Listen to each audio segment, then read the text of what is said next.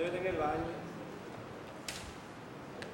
Este libro, como yo le dije, tiene un prólogo de Mariano Lebrón Sabiñón.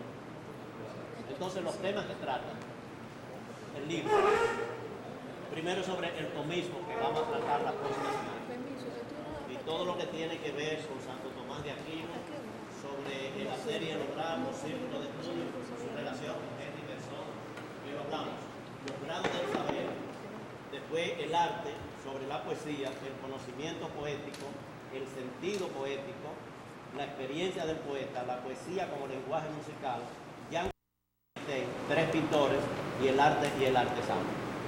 Entonces, Jean Cocteau fue un famoso escritor, poeta, cineasta, el hombre que hizo El hombre y la bestia, la bella y la bestia y la bella. La bella y la bestia. La bella y la bestia. Y que hizo la película junto con Louis Bruguière más importante en Francia. Era pintor, era escultor, era un artista completo. Y él se convirtió brevemente al cristianismo y ya Maritain fue su padrino. Entonces ellos hablan porque tuvieron unas discusiones públicas en el sentido de que Jean Cocteau consideraba que Maritain tenía una forma de explicar, de enseñar muy inquisidor. Jean Cocteau era homosexual, entonces Jean Maritain creía y lo respetaba como artista, pero no estaba de acuerdo con su actitud y tuvieron públicamente discusiones, pero discusiones basadas en cuestiones elevadas, quiere decir, no de eso. Y después Maritain siempre que pasaba por Francia se reunía con él porque decía que él no compartía sus actividades personales, pero lo respetaba como pintor. Y Jean Cocteau, hay una obra que se llama La Voz, que es una obra de Jean Cocteau, muchas obras que son muy importantes, y fue un gran escritor, de los mejores escritores, cineasta, pintor, dramaturgo, y después el humanismo integral, el cristianismo y la democracia, la política.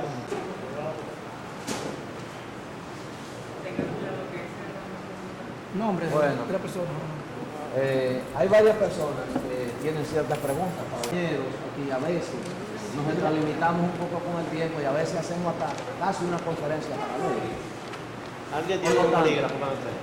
Por lo tanto, por favor, les repito, que por favor, las preguntas sean breves.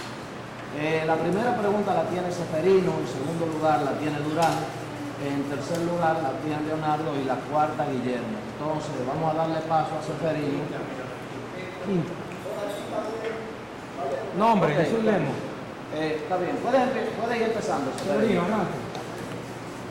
Sí, yo me voy a... Seferino. Seferino. Él es psicólogo, sociólogo. Me voy a referir a la primera parte de su exposición. Y me gustaría saber, según el pensamiento de Jean Maritain, cómo nos acercamos a Dios. Si es con la razón, con la inteligencia, con la intuición, con lo espiritual, con la riqueza o con la pobreza. Entre riqueza y pobreza, por ejemplo, hay posiciones de algunos religiosos que sostienen que mientras más cosas materiales están consiguiendo, Dios lo está bendiciendo más. En cambio, otros, mientras hacen más votos de pobreza, mientras con menos cosas viven, se acercan más a Dios. Esa es la pregunta. O sea, según ese pensamiento, ¿con cuáles los elementos nos acercamos a Dios? Un de orden, ¿me permite? La pregunta está muy bien, pero él creo que lo que está preguntando es el concepto propio del exponente. Yo creo que tienes que hacerlo en función de lo que se está exponiendo, y es Maritain. No sacando una conclusión para que él exponga sus pensamientos. Porque una cosa es los pensamientos de José Gómez Herbert y otra cosa es los pensamientos de Jay Maritain. Entonces, si la pregunta va dirigida a Jay Maritain, vale. Si es la de él, ya es otra cosa. Justamente ahí, o sea, como usted ha hecho una síntesis, conoce el pensamiento de Maritain. Entonces, si hay algún elemento, ¿verdad? Porque ahora usted habla por él, porque usted se ha apoderado del pensamiento de él. Entonces, a mí me gustaría saber el pensamiento de él. ¿Hacemos la protesta inmediata o Eso es libre, eso es libre. opción suya. usted puede rezar de la forma que usted considera, siempre que sea Dios? Y según dicen todas las escrituras, la oración de Dios, que cuando le dijeron a Cristo, ¿cuál es la oración? Él dijo que el Padre Nuestro. O sea, el Padre Nuestro es, digamos, el A por donde se entra, porque esa es la oración que Cristo explicó que era la oración de Dios. Ahora, si usted quiere utilizar intermediario, lo utiliza, pero la pregunta es el contacto de uno con Dios. ¿Qué dice Maritain? Maritain en aproximaciones a Dios dice que es la oración. Y la oración y la meditación no hay mucha diferencia. O sea, no hay mucha diferencia. Usted puede meditar, ahora si está pensando en otra cosa y no está pensando en Dios, no está en oración. La oración es contacto directo con Dios. Ahora, ¿qué usted en esa oración qué hace? Lo que usted quiera. Yo digo, lo que dicen es la oración preferida de Cristo es el Padre Nuestro. No la Virgen María, por eso no existía, sino el Padre Nuestro. Esa es la oración preferida. Ya Maritain dice cómo comunicarnos a través de la oración. Es la forma de comunicarnos. No hacemos nada con decir la intuición, la razón o algo, pero ¿dónde está, digamos? Ahora nos comunicamos con el celular. Bueno, en esa época no había celulares, no había nada. Era una comunicación directa de uno con Dios. Es la oración, ese es, no hay intermediario ni hay nada, sino la oración directa. Gracias. Hay otra parte de la pregunta del señor. Usted terminó ya la pregunta de él. Entendí eso. ¿Era eso, Severino? Sí, bueno, más o menos el pensamiento de él. Sí. La otra parte era una argumentación adicional. La otra parte yo creo que es tan importante como la primera que le hizo. Usted decía que era realmente lo importante, si obtener bienes materiales de Dios o espirituales. No, la pregunta no se fue dividida, sino que fueron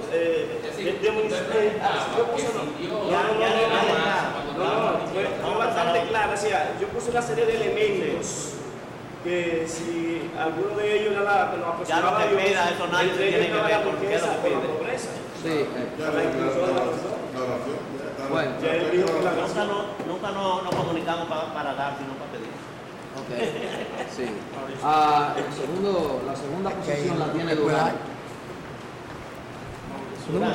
Profesor Gómez, me llamó mucho la atención cuando en la exponencia que usted dijo que nadie sabe de dónde procede la inteligencia, que nadie sabe. Otra cosa es... No, perdón. Dentro de la inteligencia hay tres cosas. Hay la memoria, hay la reflexión, pero hay un talento natural que nadie sabemos de dónde nos viene. Eso se refería a lo de la inteligencia, al desarrollo de la inteligencia. Bueno, hay una cosa que mientras los hombres no le den la participación a quien debe de dársela, estarán como un beodo sin conocimiento de nada, que es al espíritu.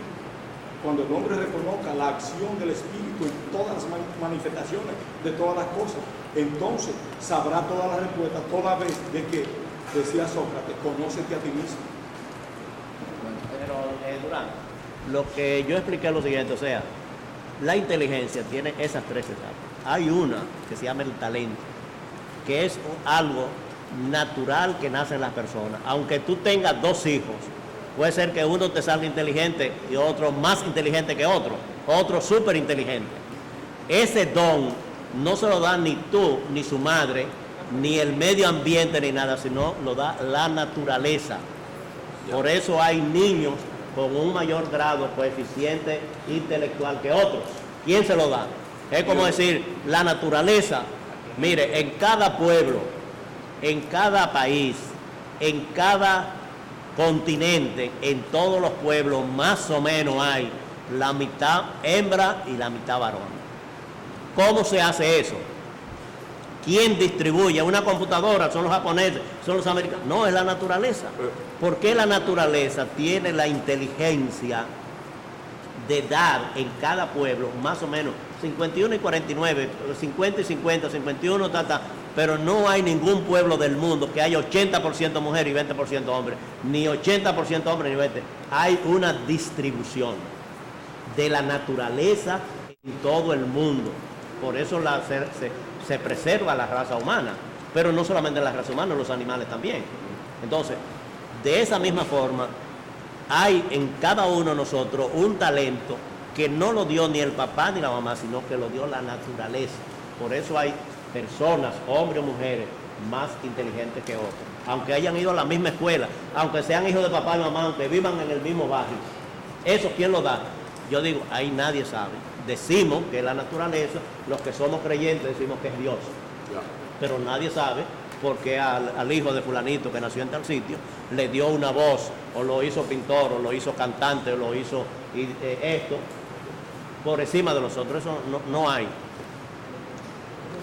será que eso lo tiene en su archivo? Esa inteligencia en su archivo, alma lo tiene el espíritu y lo va desarrollando y manifestando según la vida que tenga. Es posible. No le digo que no. Es posible, ¿de? Bueno. Pero ese es el misterio, el enigma. En tu opinión. En la Universidad de Salamanca existe un rótulo que dice Natura non da, Salamanca non presta. Te podemos dar el título, pero la inteligencia no. Bueno. Leonardo Santos, Leonardo. fijémonos. La conferencia magnífica, el pensamiento francés magnífico, en la voz de Jean-Marie, y usted como su traductor y lector. Y yo me pregunto, ¿acaso esas teorías francesas como imperios francés, entre comillas, ¿no?, han traspasado un poquito los límites de la pobreza y de la riqueza? Me explico. Demasiado teoría luce ser Francia para que este mundo capitalista de hoy, la pobreza parece que está arropándolo. Y entonces hemos llegado a un momento en que todas las teorías que se producen en Francia son brillantes, pero el mundo entero, en muchísimas regiones, en todos los continentes, sigue reflejando síntomas de pobreza. Entonces, conclusión, ¿acaso se necesita hacer una enmienda a los derechos humanos donde se establezca que la riqueza deben de ser mejor repartida entre todos los estados para acabar con esos grandes cinturones de miseria que están arropando las grandes ciudades del mundo y que algún día desatarán un rompimiento con ese gran sistema capitalista y esa posmodernidad que uno entiende que ha concluido todo? Con mucho gusto, el próximo domingo que tratemos política vamos a tratar eso. Ahora estamos tratando arte. No te me metas en política porque a ti te gusta el arte. Bueno, ella no tiene la palabra. En la ocasión que trataba precisamente de la inteligencia, no sé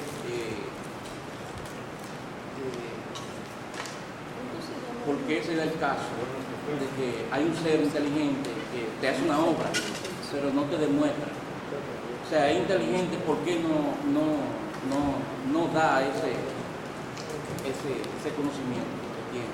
Bueno, lo que explica Jacques Maritain es que hay dos tipos de inteligencia. La especulativa, que es lo que tú dices, de personas que tienen muchos conocimientos, que han leído mucho, que tienen muchos títulos, pero no hacen nada. Y es mejor una gente que tenga menos inteligencia, pero ponga esa inteligencia práctica al servicio de la sociedad. Es lo que Maritain explica, es los dos tipos de inteligencia que existen. Ahora se habla de la inteligencia artificial, pero ya Maritain no estaba, no conoció lo que ahora llamamos la inteligencia artificial. Entonces él él distribuye entre la inteligencia especulativa y la inteligencia práctica. Son inteligencias las dos. Quiere decir, estamos hablando de inteligencia. Entonces la inteligencia especulativa es de aquella persona que dice, el doctor fulano de tal hizo maestría, hizo diplomado, hizo esto, que se yo no sé cuánto, y está en su casa muy sentado leyendo libros y viendo televisión. El doctor fulano de tal que no hizo nada de eso, pero está trabajando en los barrios, está trabajando en la sociedad civil, está trabajando en esto, otras cuestiones. Eso es la inteligencia práctica. Aprender y ponerlo en práctica. A esa es la diferencia. Sí, entonces la pregunta es, ¿por qué ese no lo da en práctica? Eso. El primero, ¿por qué no lo da en práctica? Que tiene más, tuvo una oportunidad. ¿Por la capacidad? Eso es la inteligencia especulativa. Pero yo no, ni nadie lo puede obligar a decir, mire usted, todo lo que sabe, póngalo en práctica. Haga un libro. Usted no ve todo el mundo, todo lo que decimos, lo que tiene que hacer el gobierno, pero lo decimos sentados y hablando. Este gobierno tiene que hacer esto, y después va para su casa a sentarse a ver televisión y no hace nada. ¿Y qué pasa? Y eso lo hacemos todos. O sea, todo el mundo decimos todo lo malo del gobierno, del que estaba, de este y el que viene. Y discutimos, y eso no puede ser así, ese paquete no se puede poner, el 4% tiene que hacer, ¡pam! Y me voy para mi casa. Y ya. Eso es especulación. Y dice, fulano si sabe, él dice cómo se deben hacer las cosas. Se deben quitar todas las botellas, se deben quitar todo lo esto, se tiene que hacer esto, se tiene que distribuir esto y esto. Eso es especulativo. Ahora te preguntan, ¿y tú qué has hecho para que eso sea así? El 4% que tú estás haciendo en educación. ¿Qué tú haces? Y hay gente que tiene mucho talento, mucha capacidad. ¿Y qué tú haces? Entonces tú dices, que paguen, hagan esto, hagan lo otro. Entonces eso es lo que Jacques Maritain dice. Esa es la inteligencia especulativa. Y eso la tenemos la mayoría. Que decimos todas las cosas y sabemos, y tú oyes personas y es razonable lo que dice así. Ahora, si esa persona tuviera en el poder, entonces quizá actuara de otra forma diferente. Ese es el problema. Son pocos. Ahí yo tengo un libro que se llama Pensamiento y Acción.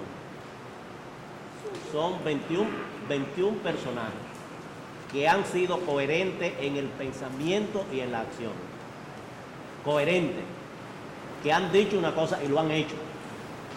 Y ahí está Nelson Mandela, ahí está Martin Luther King, ahí está Mahatma Gandhi, ahí están fulanos, incluyendo Jacques Maritain, que son personas que dijeron una cosa y lo hicieron.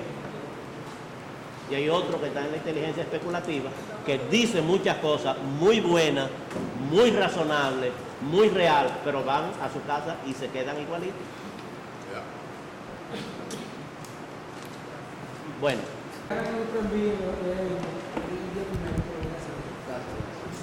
Una buena promoción. Decía un gran científico de la boca, Comer, que si Jacques Maritain era de una familia de clase media, rica o burguesa, porque solamente así podía tener tanto la célula madre de la inteligencia y los poderes económicos para llegar donde llegó. Porque yo cito que no podía ser de un lugar muy pobre, porque el marco mío, dice el pueblo, no piensa. Y si piensa, se queda entre la bachata tocada o de un reggaetón más bailado.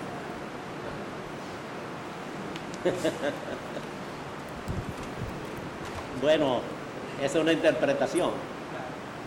Yo le expliqué anteriormente sobre el talento y eso no tiene que ver con las clases sociales. Si era de familia No, él era de una familia no rica, pero más o menos. No era un obrero, no era un obrero. Por eso le leí la carta que él hizo. ¿Quién era? ¿Burgués? Bueno, burgués podemos decir. Gracias. Pero no se puede juzgar las personas por la condición. El hombre más inteligente que ha dado la naturaleza humana se llamó Sócrates. Y Sócrates andaba descalzo, mal vestido, y era feísimo. Y no tenía nada. Y sin embargo, ha sido el hombre más inteligente que ha dado la naturaleza. Tanto así que su lema era, solo sé que no sé nada. Y no quiere decir que era de una clase rica, era pobrecísimo. Ahora, su discípulo, Platón, que tenía dinero, que era, entonces, con el modelo de su profesor, hizo lo que se llama la academia.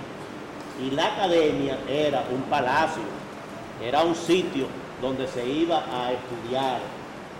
Y Platón tuvo un discípulo que se llamó Aristóteles, que hizo el liceo. Quiere decir, pero el que más hizo inteligencia no tenía nada. O sea, no era ni pequeño burgués, ni rico, sino totalmente pobre, que andaba con ropa sucia, descalzo. Y no escribió nada, pero tenía la inteligencia más desarrollada, o se dice que ha sido el hombre más inteligente que ha dado la humanidad.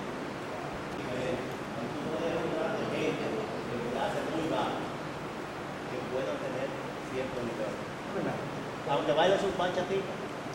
Antes que siga la siguiente pregunta, se ha hablado mucho de inteligencia y es la palabra maravillosa que se ha tomado para mucha gente poder decir fulano es inteligente porque hace una cosa bien, fulano es inteligente porque ha logrado calar ciertas posiciones sociales. Mira, en psicología y psiquiatría se han hecho estudios profundos sobre inteligencia y se ha llegado a demostrar, no se ha llegado a demostrar tácitamente, en cuánto influye el aspecto biológico y en cuánto influye el medio ambiente. Se supone que debería ser 50 y 50, porque aunque tú tengas todas las condiciones naturales, o sea, biológicas y facilidades de medio, y sus facilidades biológicas, si tú no tienes un medio que te ayude a desarrollar eso, usted no logra llegar a los niveles que realmente piensan. De ahí que usted agarra y decía ahorita de que indiscutiblemente, aunque se quiera o no se quiera, es así como te digo. Es que indiscutiblemente un individuo nace en un campo, en un lugar remoto, tiene el talento, pero si no tiene las oportunidades para desarrollarla, esa inteligencia, como llamamos, que habría que definir muy claro lo que es inteligencia, se queda atrofiada. Okay. Entonces, eso es más o menos para aclarar la idea y seguir con acerca de la idea de Dios. Dicen que Dios se llega, a Dios no se llega. ¿Por qué? Porque Dios, número uno, no es un nombre. ¿Ve? Dios es el océano y un pez no puede decir que si se porta bien o reza una vaina puede llegar al océano. El pez es parte del océano. Según la Biblia, Dios es omnipresente. Es un absurdo decir que yo me tengo que portar bien para llegar a Dios. Yo soy parte de Dios, según la misma Biblia. Y los libros orientales hablan muy bien. La experiencia personal te lo dice. ¿Ve? El océano es el océano y ningún pez puede decir las reglas, cómo llegar al océano o comunicarse con el océano. Eso es todo, gracias. Sobre lo que están, pero tengo una pregunta. Según lo que yo creo y lo que tengo como experiencia de Dios, Dios no es, y yo soy química, Dios no es razón, y mi experiencia, yo no me encontré con Dios por la razón, sino Perdón, porque no le escuché, señora. Dios no es razón, y es mi experiencia. No es razón. Y mientras uno busca a Dios con la razón, de verdad que fue mi experiencia, no lo encuentro. En cuanto a lo que decía usted, que son mis preguntas, yo tengo dos aclaraciones. Usted dijo que Jack Manchai se basaba en San Juan de la Cruz. Santo Tomás de Aquino. ¿Quién era que se basaba en Santo Tomás de Aquino? ¿Y quién es de San Juan de la Cruz? Es un místico español. No, yo conozco que Jacques Maritain escribió sobre él. Y lo sobre pone San como Juan. el modelo de la incomunicación. De la incomunicación. Incomunicación. Él pone a Santo Tomás como el modelo de la comunicación y a San Juan de la Cruz como el modelo de la incomunicación. Porque la comunicación de San Juan de la Cruz es directo con Dios, no para allá. Y Santo Tomás. Alguien, no sé si es Martín o otra escritor o filósofo, porque no estaba escuchando. Se hizo medio creyente. Usted dijo esa palabra, eso me chocó muchísimo. Se convirtió y después se salió por cuestiones que yo expliqué. Okay. Y cuando él se convirtió brevemente, porque no duró como los otros, hasta su muerte convertido, Jean Maritain fue su padrino. Ese conto es como el que habla, el científico, el oceanógrafo ahora. ¿Sí? Ese no es el oceanógrafo que hay. No. ¿Cómo se deletrea el apellido de ese señor? Cotó quiere decir en francés cuchillo. Okay. Cotó. Juan Cuchillo. Juan Cuchillo. O sea, ¿usted lo considera que se convirtió brevemente porque volvió? Se convirtió porque volvió a su pensamiento anterior. Sí, o sea, él se convirtió, pero él era homosexual, siempre fue homosexual. Y entonces Jean Maritain le reprochaba esa actitud. Y bueno, él prefirió seguir su vida artística y todo eso y no continuó. Vivir a los 19 años. Internamente tendría algún motivo, pero nunca lo expuso. Ahora, yo te recomiendo que en esa página busque un video que se llama Dios y la ciencia.